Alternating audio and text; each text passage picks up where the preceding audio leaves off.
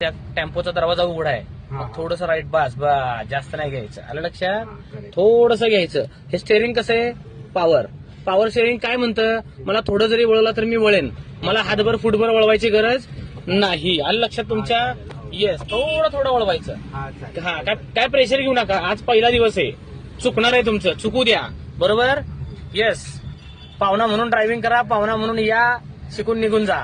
4-5 दिवस तुम्हाला गडबडणारच आहे. बरोबर? त्यामुळे मी पण तुम्हाला काय असा प्रेशर नाही टाकणार, ओरडत नाही, चिडत नाही, एकदम एन्जॉय माणूस आहे मी. चला रेस द्या हळूहळू. येस. कोणत्या गिअरला आपण साहेबा? सेकंड. बरोबर ना? फर्स्ट कधी टाकून झाला आपला? येस. मग सेकंड गिअर जास्त चालतो अशा क्लोज कंजेस्टेड जागेत, त्याला कंट्रोल गिअर म्हणतो आपण. आलं का लक्षात? येस. त्या लेफ्टला 2 व्हीलर 3 व्हीलर 4 व्हीलरचा सेकंडच जास्त चालतो. आपण पांढऱ्या पट्टीच्या आत आहे का बघायचं 5-10 सेकंदाला एक नजर. येस.